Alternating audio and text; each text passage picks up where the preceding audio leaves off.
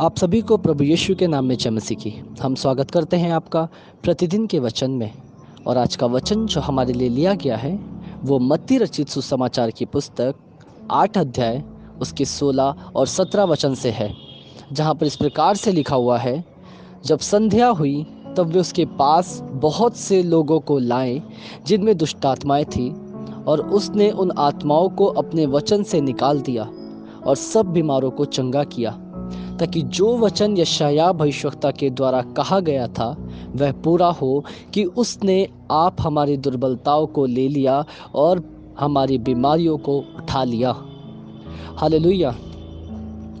मेरे प्रियो, ये घटना जो आज हमने पढ़ी या जो वचन परमेश्वर की ओर से आज हमारे लिए है, वहाँ पर इस प्रकार से मत्ती अपनी पुस्तक में लिखता है कि यीशु मसीह के पास कई ऐसे बीमार, कई ऐसे दुष्टात्मा ग्रसित लोग आया करते थे कि जब वो मसीह यीशु के पास आते थे, मसीह यीशु से मांगते थे कि हे मसीह, हे यीशु नासरी, हमें चंगा कर, हमारी बीमारियों से हमें छुड़ा, इन दुष्टात्माओं से हमें बचा, तो वो उनकी सारी दुर्बलताओं से, सारी बीमारियों से उन्हें मुक्त करता था, उन्हें चंगाइयाँ देता था।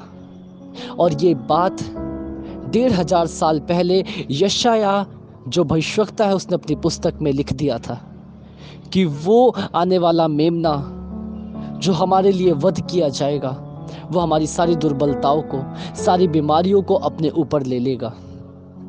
मेरे प्रियो, मसीह यीशु के एक व्यक्तित्व को हम यहाँ पे देख सकते हैं कि किस प्रकार वो लोगों से बातचीत करते थे, या वो लोगों के दर्द को समझते थे, या किस प्रकार से वो अपने लोगों का, जो उसके दास हैं, जो उसकी प्रजा हैं, यानी हम मेरे प्रियो, वो हमारे दर्द को किस प्रकार से समझता है।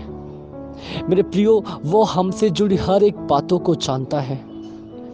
लेकिन क्या हम उन लोगों की तरह मसीह यीशु के नज़दीक जाते हैं, परमेश्वर के नज़दीक जाते हैं? क्या उससे रिश्ता बनाते हैं? क्या अपनी बातें हम खोल कर उसके सामने रखते हैं? मेरे प्रियो, क्योंकि लोग जब उसके पास आते थे तो अपनी परेशानियों को बताते थे, उससे बातचीत करते थे, उसके मुख से वचनों को सुनते थे। क्या आज हमारे जीवन में ऐसा है? परमेश्वर चाहता है, मसीह यीशु चाहता है कि हमारी दुर्बलताओं को ले ले, हमारे रोगों से हमें चंगा करे, शारीरिक ही नहीं परंतु आत्मिक रोगों से भी हमें चंगा करे। लेकिन मेरे प्रियो, क्या हम मसीह यीशु के नज़दीक जाके उसके साथ एक रिश्ते को बनाते हैं? क्या उसके मुख से हम वचनों को सुनते हैं? क्या हम अपने दिल की बातें खोलकर उसके सामने रखते हैं? मेरे प्रियो, जब तक हम ऐसा नहीं करेंगे, वो परमेश्वर कैसे हमारे दर्द को समझ पाएगा?